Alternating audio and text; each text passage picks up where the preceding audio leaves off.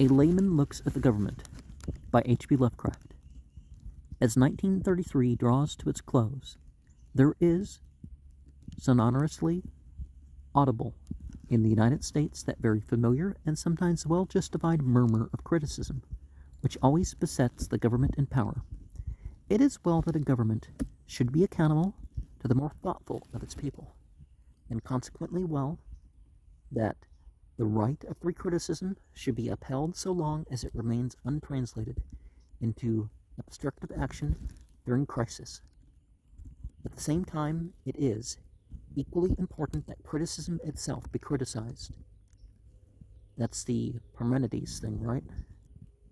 In order that what is wise and relevant and unbiased may be distinguished from the prejudiced, irresponsible, or self-interested utterances of obsolete thinkers, dogmatic theorists, and seekers after special advantage rather than general welfare. Criticism of the present political administration comes very largely from elders of comfortable circumstances and conservative tendencies who distrust all methods unbased on empirical rules and who recognize no difference in conditions, either material or psychological, between the present socially transitional age and the settled age of temporary equilibrium, in which their instinctive mental reactions and emotional prejudices were formed. They condemn the president and his advisers as dangerously given to vision and experiment, and accuse him of overriding certain principles of American statecraft which date from the 18th century age of rural political economy. Clearly, these critical elders regard the transient goals and rule of thumb methods of yesterday as still valid, as if these abstractions were permanent ends in themselves, irrespective of the different needs of actual people in the wholly transformed machine world of today. And that sort of criticism can be levied against the conservative movement, as it's called. Our approach, even. Mr. Roosevelt, in the view of our Catonian censors, has failed because he has not reproduced the lost world which they regard as the best and perhaps the only possible one. They do not concede the existence of anything unprecedented in the current crisis, and accordingly do not admit the need of any search for remedies outside those prescribed by antique ritual. In their opinion, any departure from habitual economic policy means an overturn of all our familiar civilization, so that one who doubts the necessity or wisdom of an orthodox campaign for an orthodox business prosperity is a dangerous Bolshevik, either a low foreigner or a convert to the impious ideas of low foreigners. The mental world in which these smug and venerable critics dwell is a gratifyingly simple one, and it is with regret that we have to concede its lack of correspondence with any phase of 1933's realities. Yet this, didn't he die in 37? Lovecraft? Yet this concession is, after all, quite inevitable.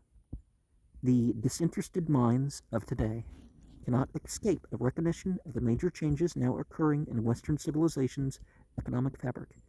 Changes, probably deeper than any sense or evolution, from a pastoral, nomadic, to a settled agricultural handicraft state, and a corresponding recognition of the need for new methods to meet new times. Such recognitions, based as they are upon sheer observation and reasoning, involve nothing of the radical spirit and are not to be confused with the simultaneous emotional movements of certain youthful and restless groups of rebels against civilization.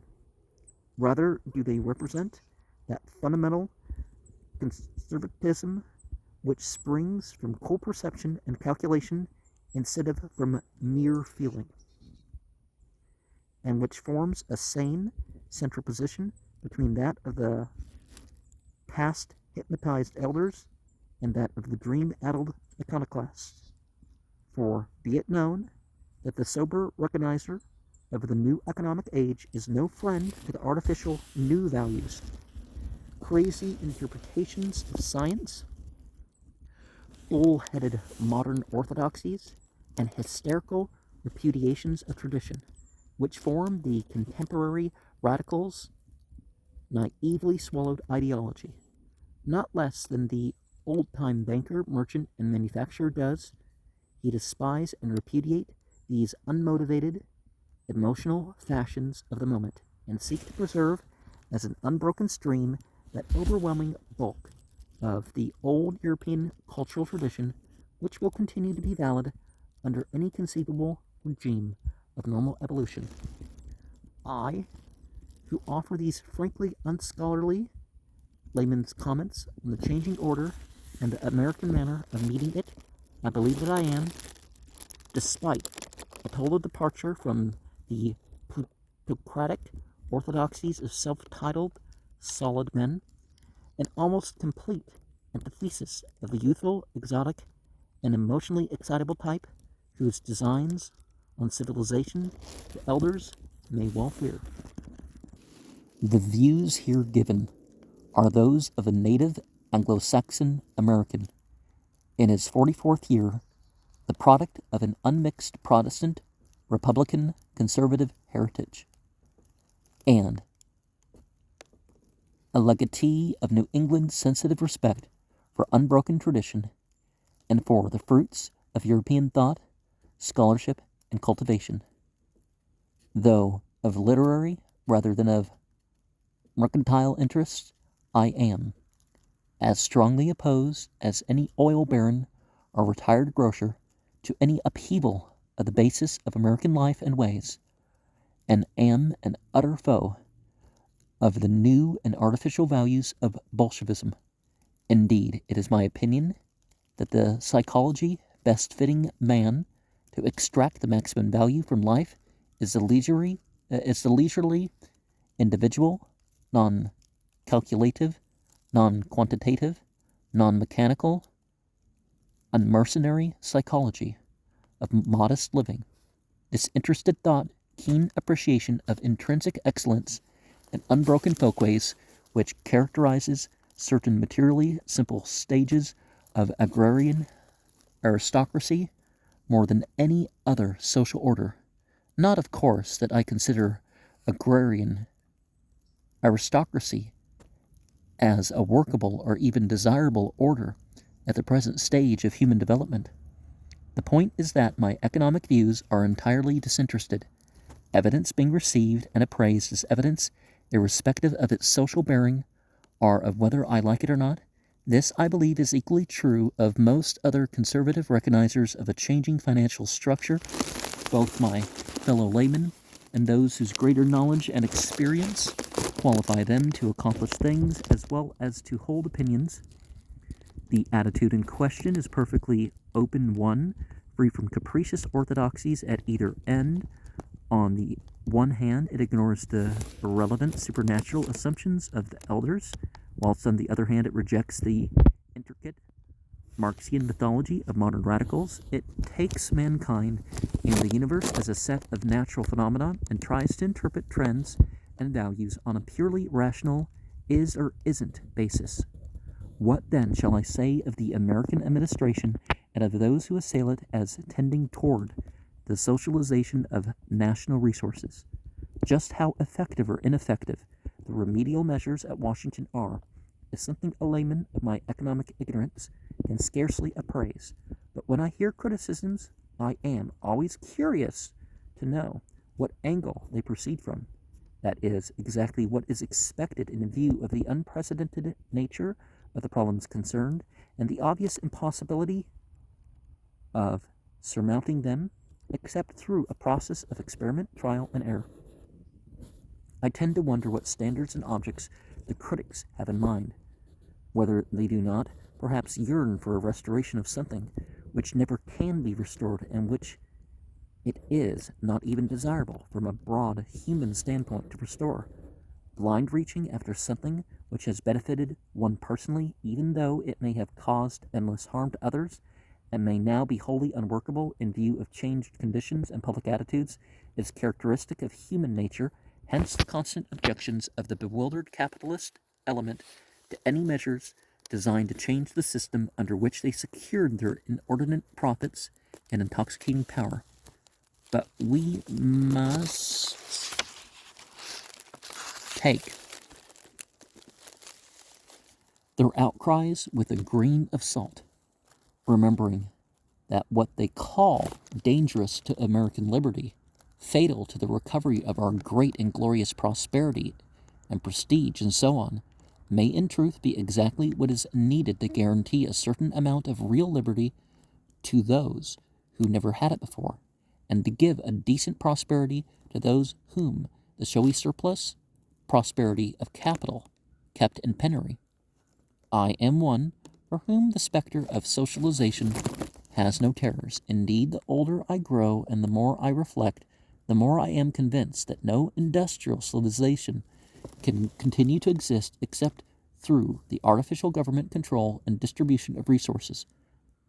Mechanization has so completely altered the relation of the individual to the industrial fabric, the laissez-faire production and distribution now means nothing more than a rapid concentration of resources in the hands of fewer and fewer persons, with a growing mass left wholly without a means of existence.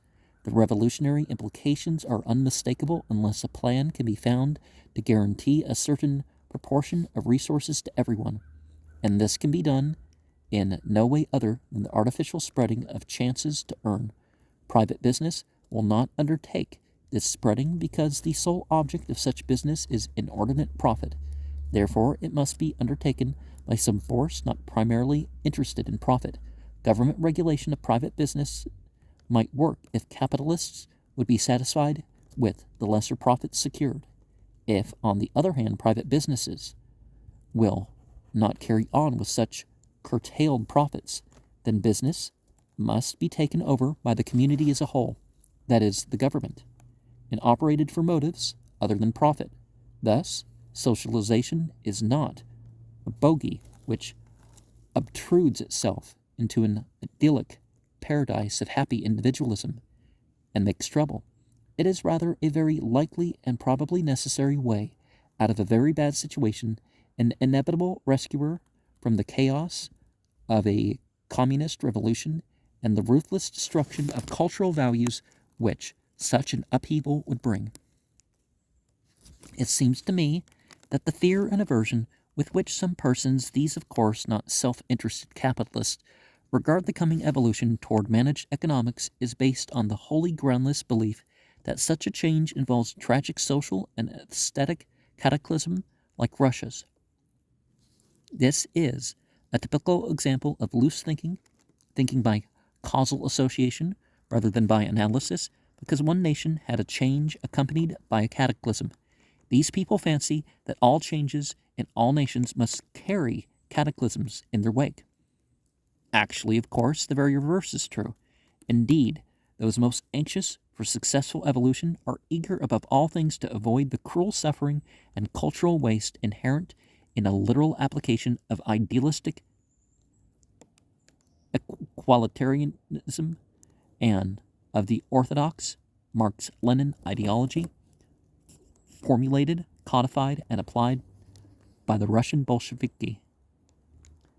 The overturn in Russia was a product of special causes involving intense hatreds, hence savage repudiations of the past, and being conditioned by the extreme illiteracy of the people, the popular habituation to arbitrary rule under the czars, the primitive condition of manufacturing industry, and the peculiar operations of the Slavonic mind. None of these conditions exist in America, where virtually nobody, save a handful of foreigners, wants any radical change in arts and folkways and perspectives. The problem in America is a practical, financial, and industrial one: how to ensure every inhabitant a decent living in exchange for a reasonable amount of his labor, and only an extremist would claim that its solution, every possible thing after several years of patient experimentation, will demand any wholesale tradition scraping.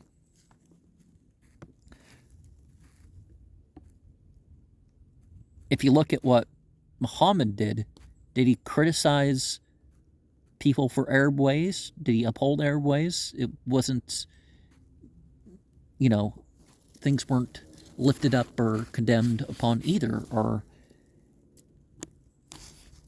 with any culture,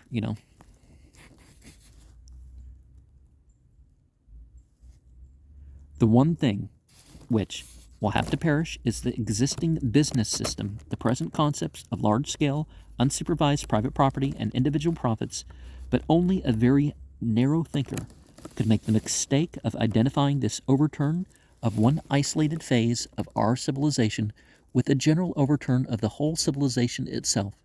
The prevalence of this misconception shows how deplorably bourgeoisie-minded the capitalistic classes have become. They have taken a purely utilitarian and essentially temporary detail of civilization. The manner of apportioning resources is bound up with the whole body of national and racial folkways, as if mere money-making and property-holding were the pivot on which personal habits, artistic impulses, intellectual trends, emotional reactions, and traditional associations are all hung. Ironically enough, they are unconsciously reproducing the attitude of belief in a complex economic determinism, which originated with the very Karl Marx whose theories they hate and fear. And there's a lot of that. People take up something and they hate its source, even though that's the way they, the influence from that source is where they got those ways, right? To my mind, this is sheer nonsense. Of course, certain details of social life are economically influenced, but there are vast areas quite untouched by the conditions of industry and finance. The way a man spends his evenings, what he reads and thinks and talks about and does, is only fragmentarily affected by the way he gets his money during working hours. A change in his relationship to industry will not give him a whole new set of interests and attitudes overnight. Well, unless you say that, he's stepping away from dishonest business to honest business, Even under full communism, Boston and Chicago would be a great deal more like the traditional Boston and Chicago than like Moscow and Leningrad. I have never been at all interested in the way people get their money, or how much they have. What interests me is the personality, the mental and aesthetic activities of the people. I know things wholly independent of their economic status as property owners, employers, tenants, employees, or whatever they may happen to be. I have many delightful casual acquaintances whose manner of livelihood is absolutely unknown to me.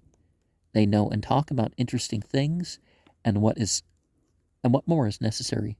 As a matter of fact, the whole aristocratic tradition of art and thought has habitually ignored economic factors and concentrated on a treatment of people, their intrinsic emotions and situations, purely as people, without reference to their manner of obtaining food and shelter. There is no reason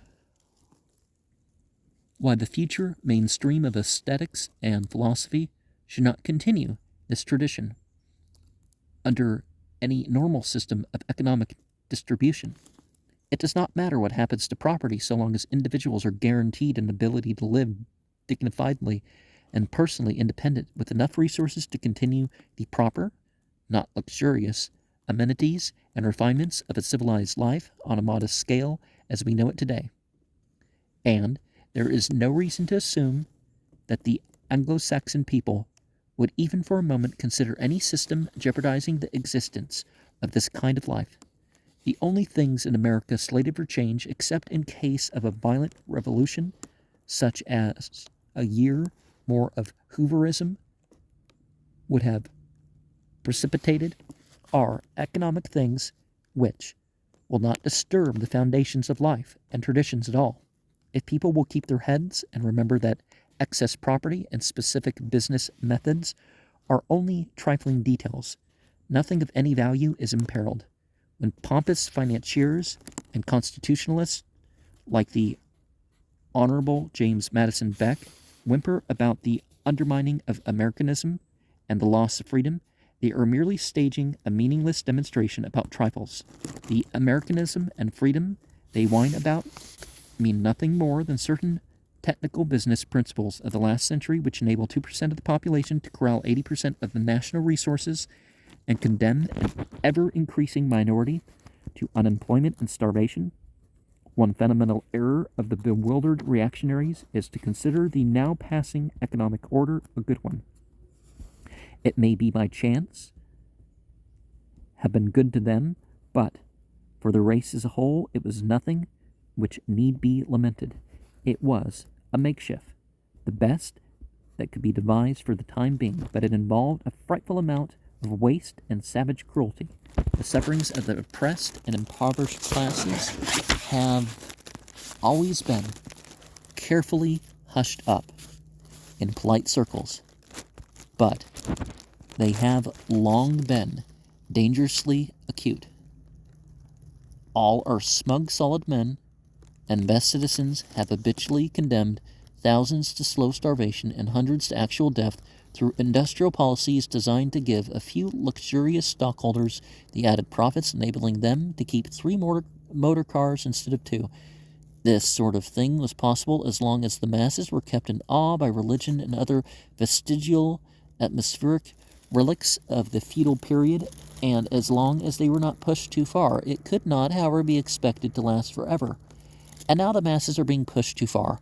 Today, the solid men, whose technical position under capitalism enables them to starve others at will, must either step down voluntarily or be pushed down, for the masses have the physical power to do it if sufficiently aroused and desperate, and it is very probable that reluctant common sense will cause them to choose the former and milder alternative. We must remember that the present crisis involves far more than the specific cyclical depression which brought it to a visible head and which is now probably beginning a slow, imperfect abatement. Superadded to the temporary depression are 2 factors of vastly greater significance and permanence: the steady displacement of human beings from remunerative positions by machinery, and the growth of articulate leaders outside the pale of capitalistic thought who can direct the dull masses in their hitherto vain fight for life. These 2 factors are of crucial importance today. We now realize that no matter how much business may recover under a laissez-faire system, thus benefiting the relatively small number of persons who own it and the more and more limited majority who are employed by it, the conditions of thousands, if not millions, of unemployed will not be improved by a whit thereby, or have any chance of becoming improved. Let us not be misled. The kind of normal business recovery which the oratorical Mr. Beck and associations of American Tories wish to see established under the Constitution is not any relief of the mass starvation which is driving millions towards revolution. What these narrow, purse-proud fellows call recovery is merely a system which will let them get back their extra yachts and surplus bond values, not anything which will help the millions whom their system reduces to degradation and want. It is comical to hear these corpulent oracles talking as if they and the starving unemployed were equal fellow sufferers in the depression, so that their recovery of their extra yachts and the unemployed's recovery of 3 meals a day must be matters of equal importance. This naive and ghoulish mockery runs all through their habitual complaints. They fume more over the loss of profits on paper, while still in not the least peril of losing food, shelter, warmth, and a decent scale of living, than the unemployed fume over their loss of home and security, and they talk of fair and equitable schemes of recovery, which shall not waste money on relieving suffering until business has had its just share, and budgets are balanced. The complete loss of a sense of proportion manifest in such an attitude is worthy of the psychologists' and historians' attention. Meanwhile, these sophists continue to try to overawe the public through a glib confusion of terms. They talk of what is good for business, as if what is good for business were necessarily good for the people as a whole, as it might possibly have been in 1880, or good for our civilization. And very often they point at one business or area and, to cover up what's being done to the country as a whole, right? As a matter of fact, they are probably not only somewhat wrong, but even wholly inverted in their values.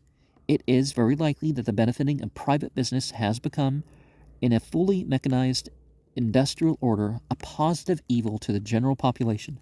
So the point is, as Walter Lippmann acutely pointed out not long ago, that mere recovery from the 1929 Depression is not what the people are now desperately seeking. Now people would just like to go back to things being that good economically, right? That recovery would not help more than a comparative few for all the necessary operations of a new prosperity for the sharp grabbers and lucky souls who hold the bonds and businesses, could be carried on without the aid of a vast section of the present unemployed.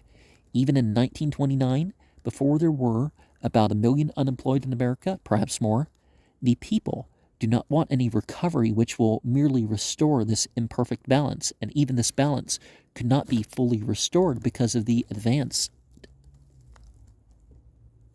in automatic man-displacing machinery since 1929. They did not revolt before 1929 because there was no spark to set them off, but the Depression, by swelling their numbers with fellow victims of higher intelligence level, and by aggravating their plight, well, it's not always intelligence level, but connections, right, are experienced in a different area, and opening the eyes of impartial students and philosophic historians to it, has given them a leadership which will never rest till the thieving injustices of unsupervised capitalism are eliminated. Thus we may see that any upward curve of business which may be noted in nations where remedial measures have not been adopted is actually irrelevant to the major issue. What the people are determined to have is a new system which will remove industry and economics from the field of chance and private greed, and which will prevent any fluctuations in production and consumption from having direct and disastrous effects upon the whole nation, as in 1837, 1857, 1873, 1893, 1907, 1929.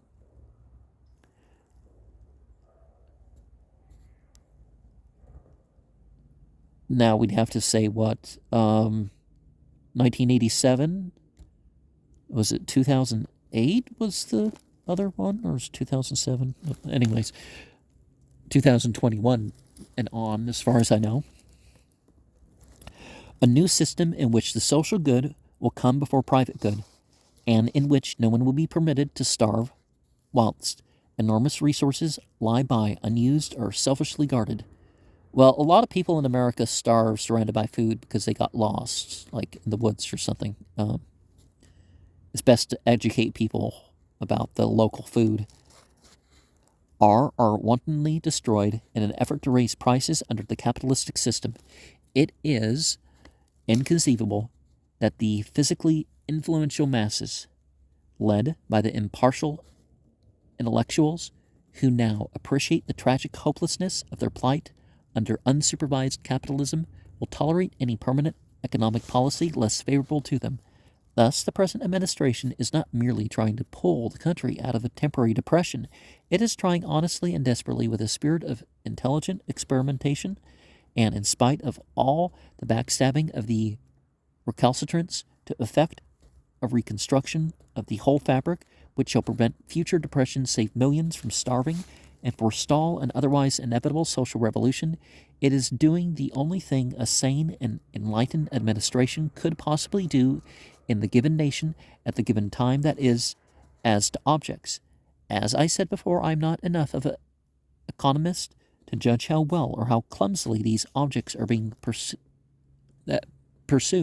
One might venture to say that if it has any basic fault, it is that it has not gone far enough toward fascism and toward the probably inevitable socialization of large-scale industry and finance.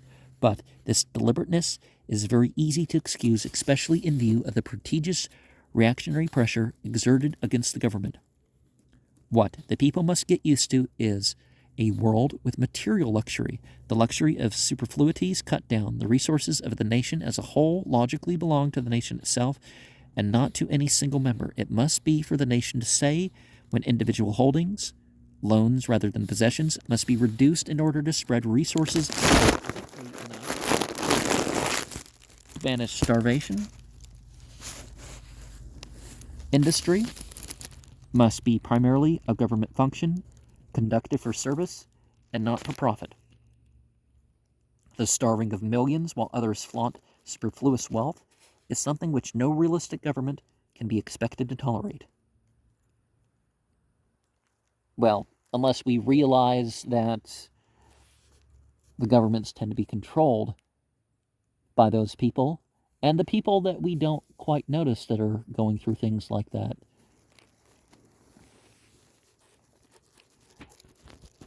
You know, the celebrity is sort of the replacement of the chivalry stuff. However, if the changes can come gradually, there is no reason to fear the rise of a system of universal squalor and personal tyranny like Russia's. America has plenty of resources to permit the artificial allocation of a decent living basis to every inhabitant without having to drag down the scale of living of refined persons. Some things, like summer palaces and private yachts and dozens of servants, will probably have to go. And on top of that, you know, even though it was outlawed, there's always been slaves in America. There's the illegal immigration thing going on right now. A lot of them are being sold into slavery, not just the gangs. But it will be perfectly possible for the modestly refined people of today, the college professor and general professional type of 5,000 a year people, to keep right along in their comfortable private home just as they have been doing. This is because the process of rectified redistribution does not necessarily and certainly will not, if it comes through gradual evolution, involve the abstract principle of equalization. And remember, that's like $500,000 a year, because a dollar back then is worth more than 100 now. There will be no attempt to equalize resources, but simply an effort to see that no one's resources get below a certain level. With America's unlimited productive capacity, this will be relatively easy to ensure without any universal sacrifice and rationing, as in meager resourced Russia.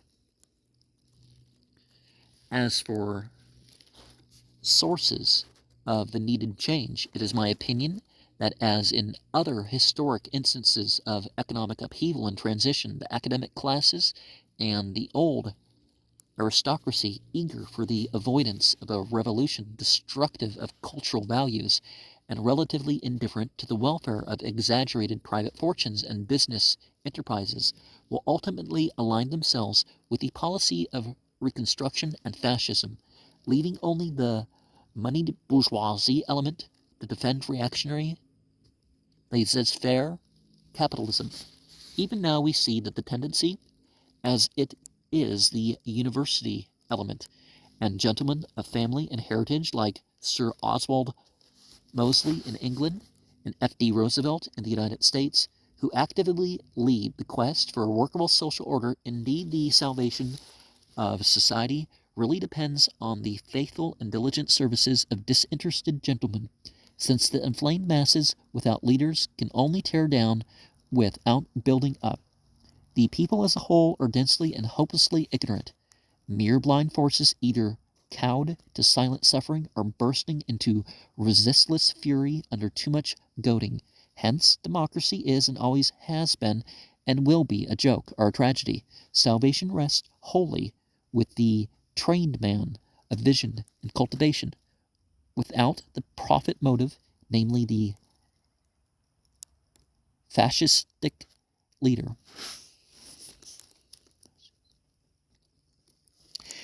It impresses me that the popular distrust of what may be called isms proceed from a fundamental misconception of the existing situation. By isms, people generally mean consciously devised plans for the regulation of social factors, hitherto left to blind drift. They dislike such things because they believe that blind drift is always better than human intelligence, or that drift is so powerful that intelligence cannot affect it. But they would not hold this attitude if they did not consider blind drift as somehow satisfactory. Behind their position is a tacit assumption that drift always has worked and always will work. Hence today they are lost. Because blind drift will no longer work, the laissez-faire economics of Hoover are as dead as Tyre and Carthage. There is no natural system of economics left to range against the isms. The world of agriculture and handicraft industry, in which orthodox laissez-faire economics worked, has vanished forever. Today the choice is merely between one ism and another ism. And what about the way private property and laissez-faire economics worked in the past? Let us survey the subject from the beginning and see if we can form a clearer and less artificial idea of what property truly is. Obviously, man and the various natural objects useful to him, land, iron, cattle, salt, wheat, water, wood, and the like, are merely equal chance products of nature. Cosmically, there is no such thing as owning. In practice, each living organism, such as a human being, has a certain mental and physical strength which enables him to control a certain proportion of the objects he finds useful.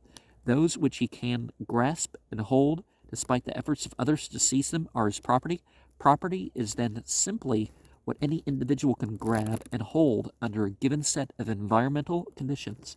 There is no right of property beyond the strength of the individual who seizes something and keeps others from getting it. And sometimes the strength is not merely of a physical sort, right? Now, just what the collective society can sensibly allow any individual to grab and hold without taking it away from him by massed effort depends wholly on momentary conditions. It has in the past been useful to delegate to the individual an unlimited control of whatever he has acquired in certain arbitrary ways: gift, inheritance, seizure from outside the group, exchange, legal trickery, etc., as distinguished from certain other arbitrary ways: overt seizure without excuse from within the group, illegal trickery, etc. Calling these delegated resources his property and using the collective pressure to confirm him in his control. But this is only a temporary expedient, a concession to society, and no cosmic arrangement which gives the individual a right to property. No man holds property except on sufferance from the group, which could readily take it away from him, and which will take it away from him when it becomes advisable and feasible to do so. Since some men are stronger and brighter than others, it was natural that in a primitive society a few capable individuals should seize the choicest resources and privileges and make the weaker majority take the meager leavings. When formal social institutions began to appear, they recognized and enforced this crude but natural system of resource tenor, thus giving birth to the legal concept of property as we know it, through the process of exchange, transfer, and inheritance made possible by the system of ownership protection. Property soon came into the hands of persons less capable than those who held it through force alone. Yet the principle of recognizing and upholding personal ownership persisted as a stabilizing influence. Soon society became economically divided into two new major elements: the powerful and propertied, through chance, inheritance, acumen, etc. The helpless and unpropertied, in place of the old division into the physically, are physiomentally strong and therefore propertied, and the physically are physiomentally weak and therefore unpropertied. In order to prevent the resultant elements of physically are physico-mentally strong but unpropertied individuals from seizing resources by force, the ruling property group succeeded in ungrafting the idea of the sacredness of property upon whatever system of religious superstition happened to be in vogue, thus creating a servile psychology which held the unpropertied in check as long as superstition continued to operate potentially and universally. And how did the property system work out down the ages? Well, it gave a certain strong, shrewd, and lucky individuals a chance to live and express themselves freely to a degree they could not have attained had tenor been less legally secure, or had sentiments of humanity prompted a greater evenness of distribution. And meanwhile, it gave the majority of average, less lucky individuals a legacy of poverty, subjection, oppression, suffering, and death. Naturally, the traditions and religious formulae, well, I differ between church and professional religionists and religion itself, but favorable to unrestricted property holding often clashed with the opposite traditions and religious formula founded on ethics and humanity. Hence, the constant philosophic controversy and material warfare connected with the maintenance of the economic order. Obviously, no ethics found on the idea of justice, non-encroachment, or human kindness could for a moment tolerate property holding, whence the uncompromising opposition of real Christianity as distinguished from the nominal Christianity of the capitalistic churches. But, of course, the principle of property holding won over all ethical, humane, and religious opposition because it was more natural, more adapted to the selfish, acquisitive instincts of our species than any other system could have been under the given conditions. All that could have overthrown it would have been the massed efforts of the underprivileged majority, and these, for at least 3 reasons, were not exerted. The reasons were: 1. The timid awe imparted to the oppressed classes by religious doctrines upholding property and stratification. 2. The natural inertia of ignorant masses when leaderless.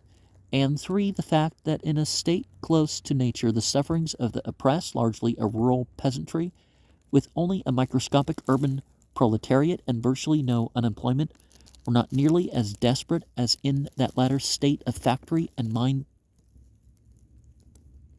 peonage.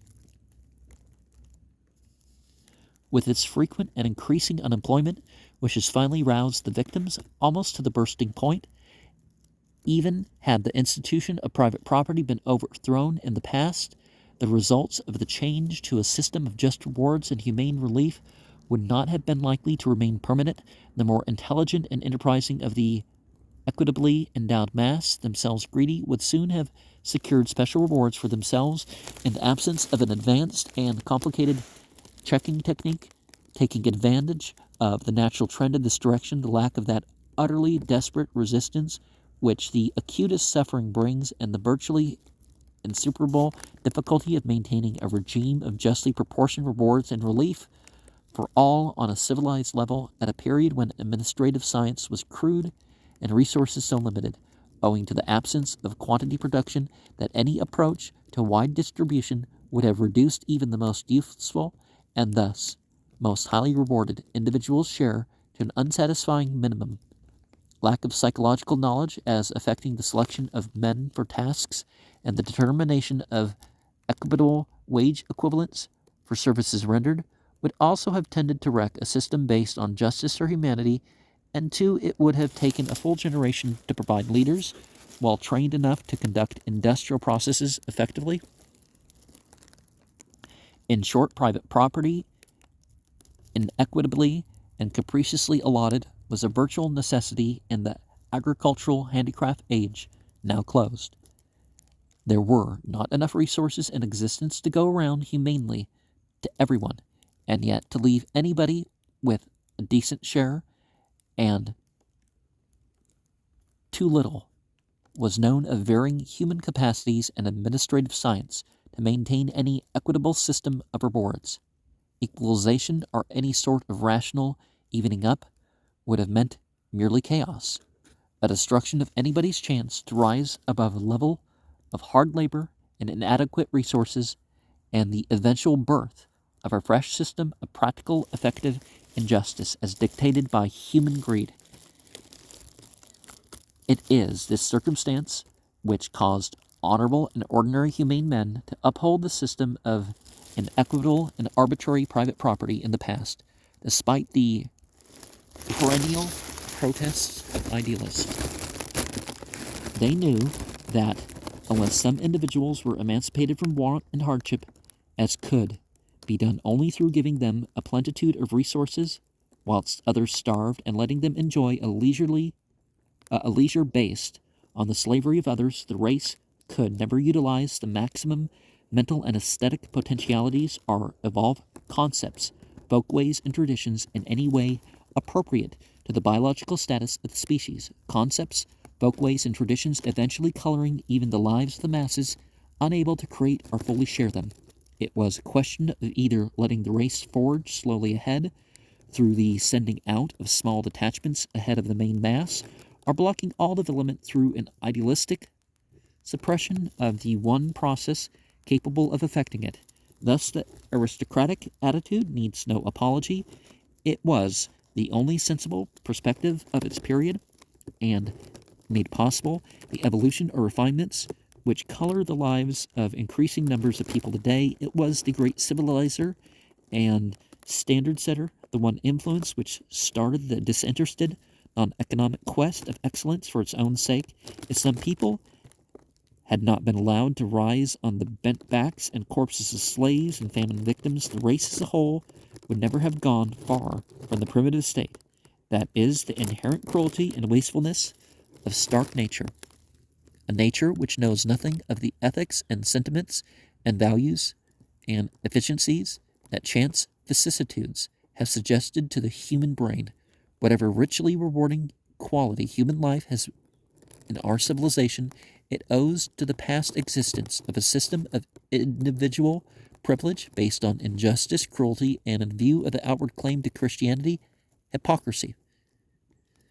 But we must remember, of course, that the justice and humanity contravened by grossly unequal resource and privilege distribution are not cosmic realities. They are simply aesthetic conceptions which certain mythologies have invested with divine significance. Actually, there was no reason why the many should not be stamped down in the interest of the few.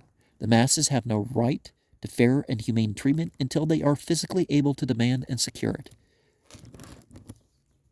And see, notice how they say the outward claim hypocrisy, right? So they're not saying that there aren't authentic Christians in terms of their behavior, too. Ones that aren't fanatical in that way. They just claim their faith, but they don't practice it more than like going to church or something. Such was the medieval, feudal, or strictly aristocratic alignment. Its strong point was that it gave a small percentage of individuals the carefree leisure and limitless resources which they needed in order to evolve a system of disinterested human values and develop objects and refinements based on the sheer, uncalculative ideal of intrinsic beauty and innate merit, just as the earlier barbaric period of physical struggle developed courage, unbrokenness, and those virtues which spring from pride and strength, truthfulness, honor, etc. Well, pleased with and pride, I would differentiate between the two, right? So did the feudal aristocratic period, in which physical strength still played a great part. Both confirm these earlier virtues and create additional graces based on logic, beauty, knowledge, and expanded and sensitized human faculties.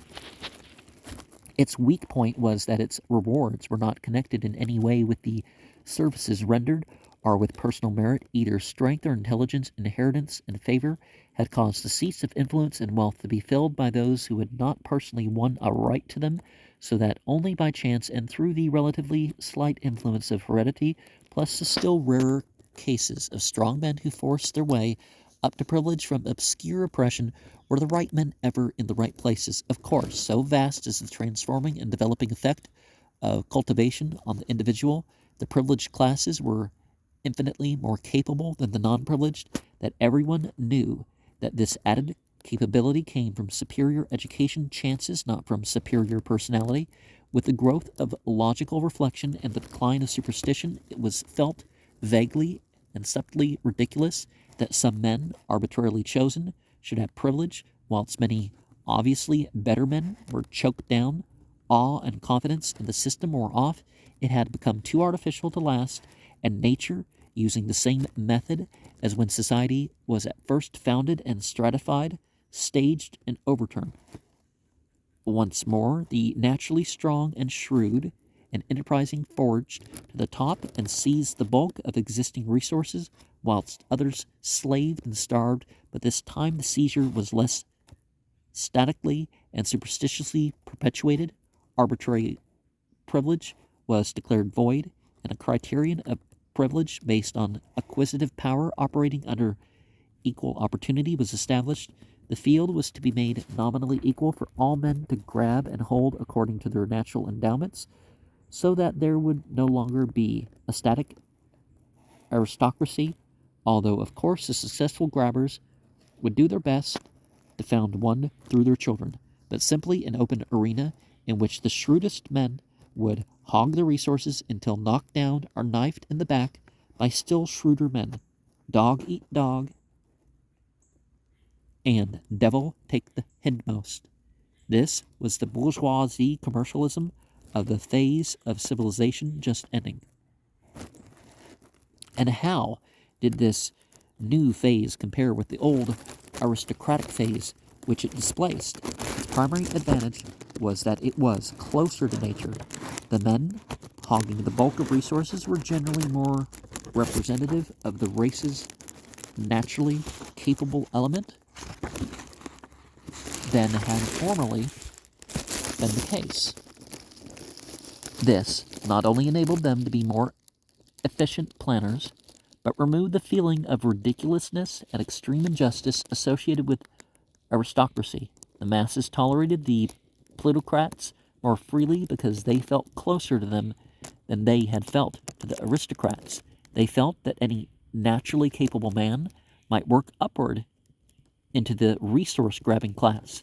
Thus, for a time, every force in society was bent toward the endorsement of unlimited private property as a thing to be guaranteed by the pressure of the group. The masses approved the safeguarding of the huge personal booty seized by the astute traders and financiers because each mass member had, despite the actual restriction of opportunity to those having certain advantages of early education and business openings, or having an almost irresistible acquisitive shrewdness, some vague hope of seizing a titty bet for himself one day, considering all the forces operative in the bourgeoisie age, which includes the final phase of the agricultural handicraft period and the earlier part of the machine period, when expanding tastes created new industries fast enough to absorb a good deal of the labor displaced by the slow mechanization of old industries. We may reasonably say that a plutocratic society was inevitable during that era. Culturally, there was of course a decadence, but this was at first neither rapid nor radical, since the plutocrats generally respected and envied the aristocrats they displaced, always imitating their manners and outlook as best as they could, and often assisting in the survival of old aristocratic groups as such. As for the drawbacks, the most marked was the subtle decay in ideals and goals which set in despite the simultaneous external aristocrat aping the novi homines with which their shifting personnel and absence of traditions cared nothing for intrinsic excellence, but evolved new working standards, even while sometimes feigning lip service to the old standards of honor, worth, and beauty, based on material acquisition and all the processes and conditions associated with material acquisition. The human values built up by aristocracy were degraded to a single meaningless value, success in correlating resources, not high human qualities, but mere acquisitive shrewdness, became the determinant of favor in the new society. Human potentialities and sensitiveness were lost amidst a worship of such success attributes as empty speed and quantity, whilst a respect for refined and dignified living gave place to a feverish scramble for more material luxury and ostentatious symbols of material possession. Conspicuous waste, as the late Thorstein Veblen called it, needless consumption and waste, were preached as a cardinal economic policy in order to take up the products of unnecessary, profit-motivated manufacturing. And all the emphasis of life was shifted from actual living to the near feverish mechanics of acquiring, not only necessary for acquiring, but superfluous acquiring. Business for business's sake. Business indeed became mawkishly idealized as a beneficent force in an amusingly hypocritical way. One by one, the advantages of aristocracy were lost, till at length the plutocrats became so naively chrysolaterous and uncivilized that they ceased to command the respect of civilized thinkers. No longer did the usurpers of the bulk human resources present enough reasons for existence to justify the starving and enslavement of others in their favor.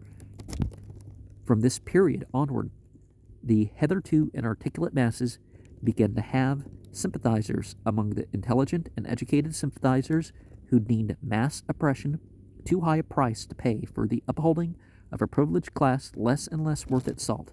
But of course, as long as resources remained limited, and as long as the condition of the masses remained in any way endurable, any break in the system was still unlikely and hazardous. The inertia of the herd was enormous, and even had revolution occurred, its fruits would have been nearly as hard to perpetuate as in early times. Without quantity production, there were so few resources in existence that the weak could not have been given a decent share, even through the impoverishment of the rich and the absolute equalization of personal allotment, like early Soviet Russia. The rich and capable remained masters of the field by default. They were almost the only persons executively trained, and their shrewd subterraneous hold on government, all nominally democratic government, is merely a cloak for the almost absolute reign of greedy manufacturing and financial interest, cut off any temperate experimentation toward juster and more humane conditions. Wasn't the thing that they're like the 1% is devoting 90-something% of the wealth, like in America? They still owned a quarter because you didn't have to have those people in Russia running the factories and stuff that actually were practiced in it. But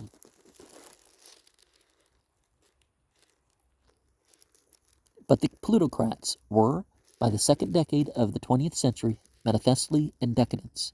Greed had become utterly paramount, and the sense of responsibility toward weak dependents, which the aristocrats had possessed, was largely atrophied, save for sporadic cases of capricious and often well-advertised philanthropy.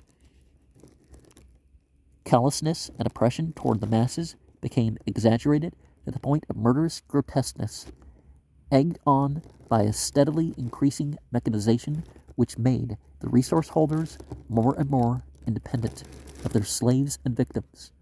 All the ability of the competent class became canalized in the one sterile channel of grabbing increased material resources for those already holding them and inventing new material luxuries for the trivial and meaningless pleasure of the few resource holders and their larger but still limited penumbra of essential higher employees.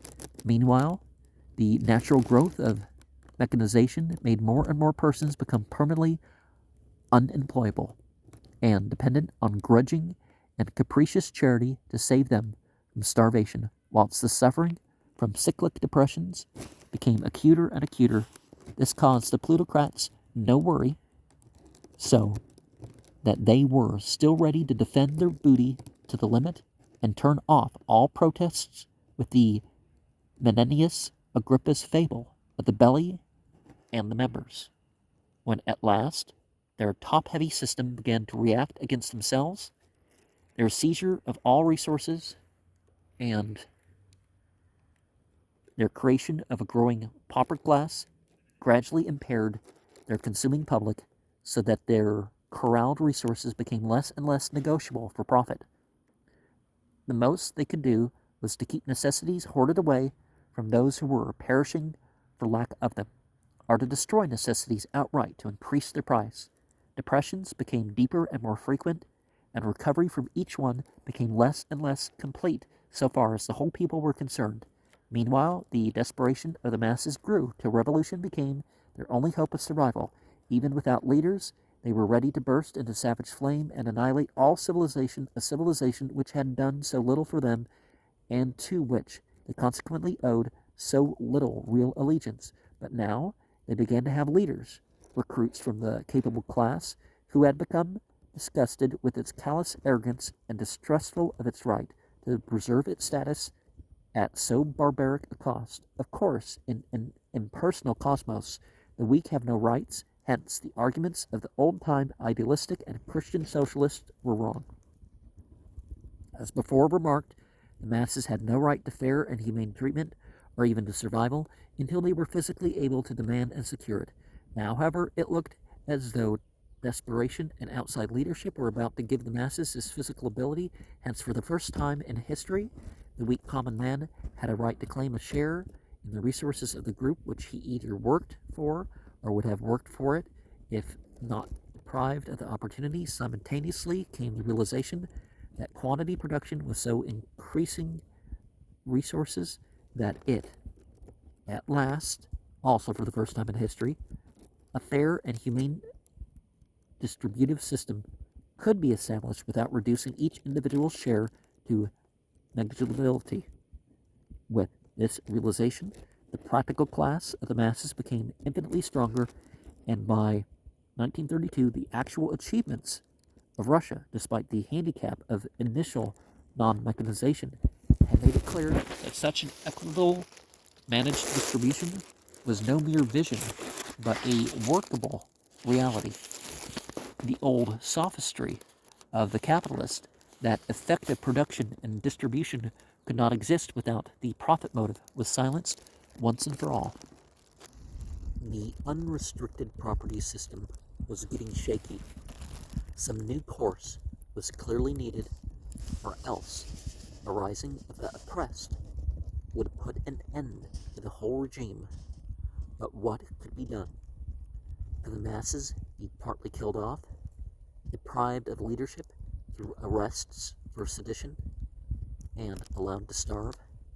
Could a war be engineered to wipe out a troublesome surplus of them? Could they be pacified by a slight dole? Well, we saw a lot of that in recent years, right? Could philanthropic agencies be persuaded to support them? Anything to save the sacred cultural principle of sound business and rugged individualism, and bigger profits for people who do not need them. Or, terrible thought, would hours, wages, and conditions of employment have to be artificially regulated and supplemented by old age pensions and unemployment insurance in such a way as to spread the chances for self-respecting labor and restore the power of self-support to the dispossessed herd, even though this would reduce the sacred profits of the resource holders.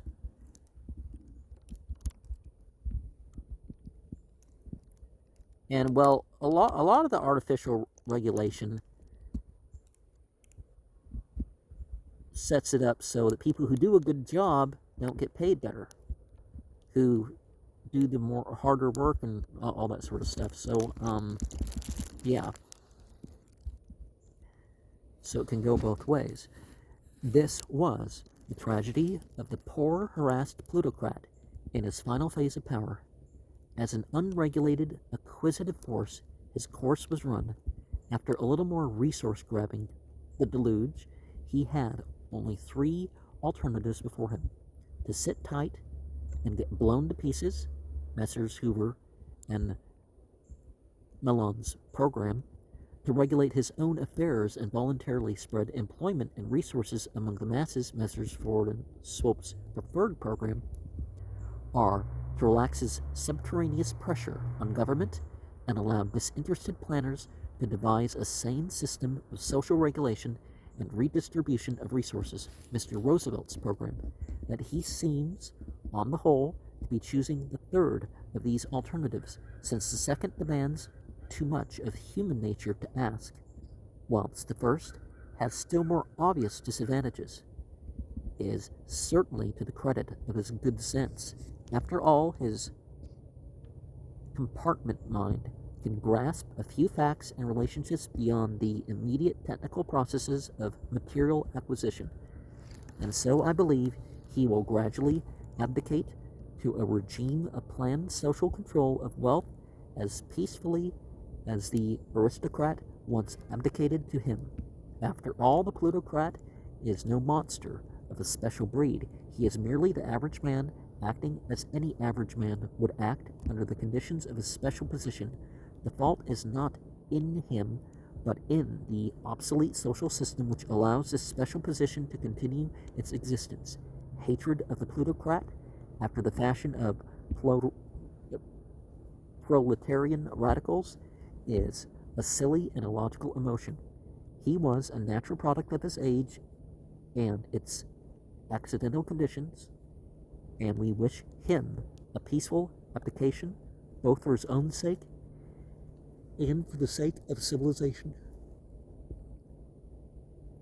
A while ago, it seemed as if Sir Crassus might redeem himself quasi-voluntarily and restore a condition of aristocracy based on financial control, as the old aristocrat's status was based on agrarian control. It was clear that herd pressure was about to make him disgorge in one way or another, but he had a magnificent chance of disgorging willingly whilst retaining his title to a good share of resources and continuing his control of society. By cutting down his profits and spreading work, he could become a lord in a new feudalism, with the masses at his command, and with still enough profit left to enjoy the modest luxuries and mental, social, and artistic advantages of an aristocrat, as distinguished from the ostentatious and cerebrally barren lavishness of a parvenu plutocrat. The conditions of the new social order would kill the old competitive scramble for coordination of industry, whether governmental or spontaneous, is a necessary and inevitable step.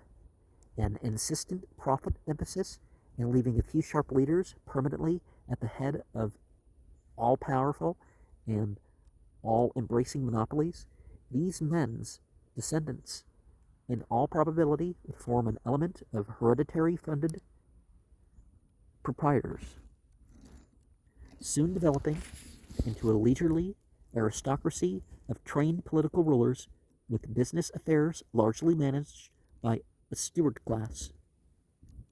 And it would only be natural to expect this future aristocracy to discard the speed and quantity worship and low standards of today, and to redevelop the richer standards of gentlemen, once more justifying the seizure of disproportionate resources by a few. It was a great dream while it lasted, and several signs really seemed to point that way. I was wholly in favor of such an evolution, and consequently endorsed the ancestrally inherited Republican program, which sacrificed everything else to business dominance and tried to confirm the absolute autocracy of money and property. It was my idea that a culturally rich feudalism, preservative of the oldest aristocratic traditions, yet under the threat of revolution, not insensible of the needs of the underprivileged majority, could be secured by throwing everything frankly into the hands of the greedy plutocracy and letting the wealth grabbers take open control of the government in place of the backstairs control habitually exerted behind the false facade of an unworkable democracy. Despising the plutocratic ideal itself, I pinned my hopes on the future grandsons of the present plutocrats, and with such an attitude, I was, grotesque thought, a Hoover man in 1928. But the plutocrats were not wise enough to take the steps, and the intervening years have told their own story. Now I believe that the only key to civilization's survival is the social control of resources administered by fascistic uh, dic- a fascistic dictatorial government of highly trained men chosen by an electorate of new and special qualifications. I would have the ballot given only to persons qualified to wield it. Persons passing an exacting intelligence test and able to come through rigid examinations in such economic, political, and general cultural subjects as will enable them to understand something of the nation's problems and to form some idea of the issues they are voting on. There would, of course, be corruption and mistakes. Well, people don't use their intelligence toward their country, But with a sounder aim, the range and extent of such flaws could not be quite as disastrous as it is under our present regime of slipshod obsolescence.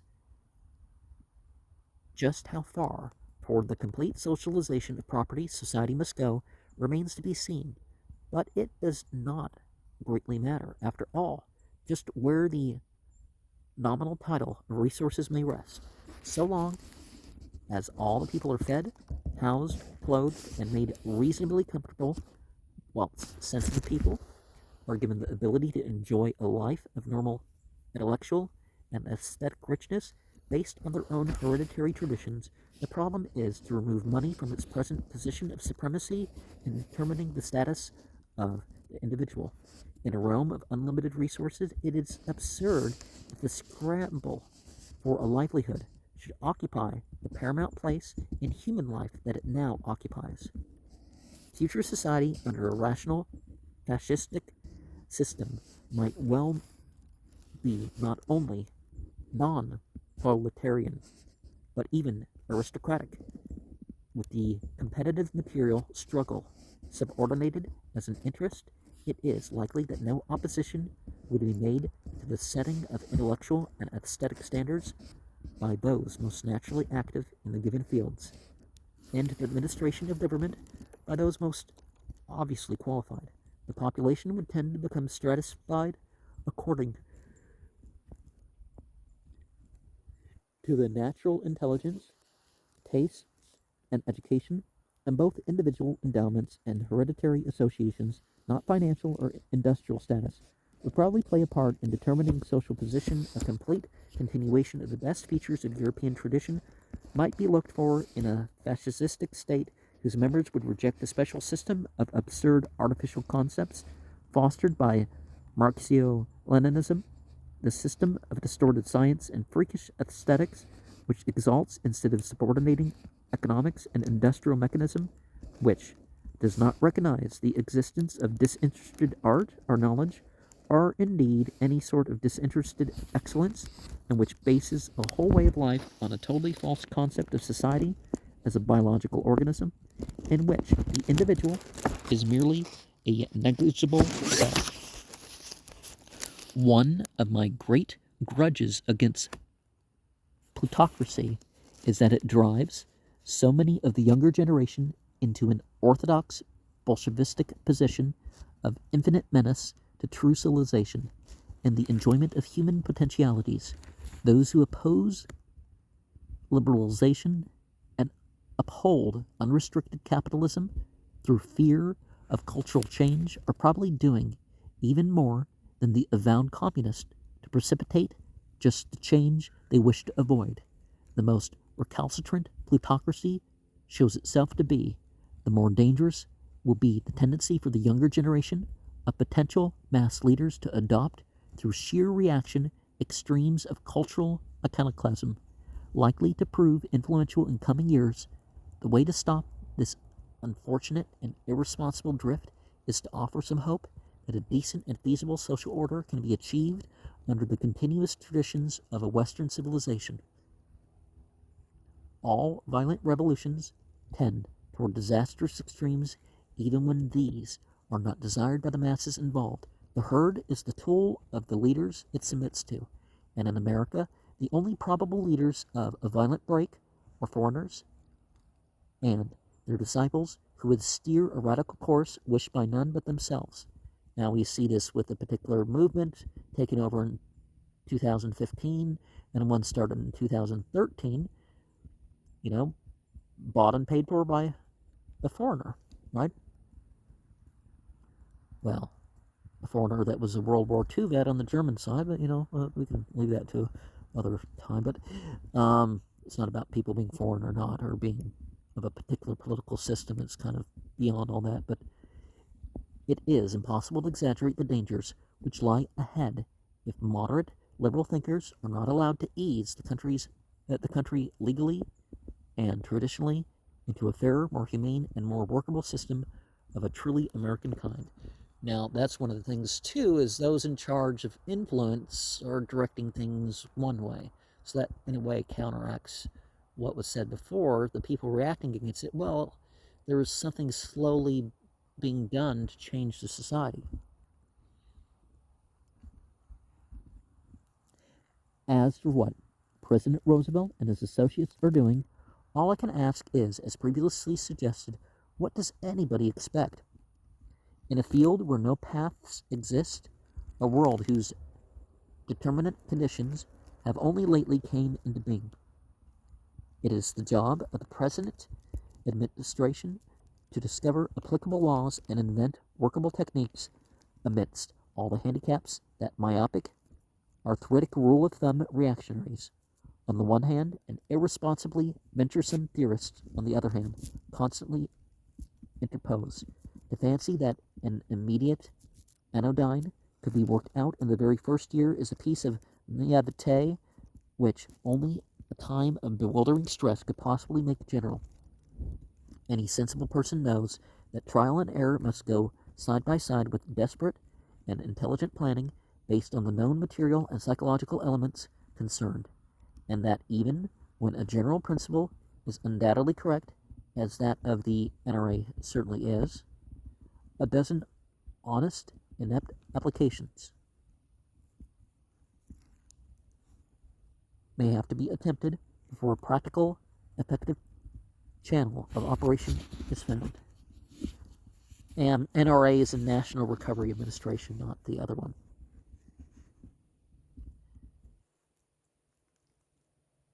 Well, their general principle, I guess that's...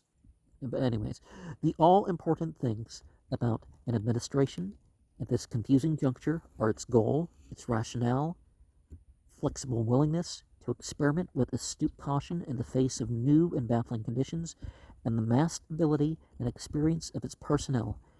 And on none of these points do I think that the Roosevelt group falls below any other group now available. Of all the candidates obtainable in 1932, the Democratic ones were alone in offering any program not beyond adoption on the one hand, and on the other hand, not absolutely suicidal in its ignoring of realities and putrid in its slavery to obsolete principles, and now becomes sources of danger and disaster.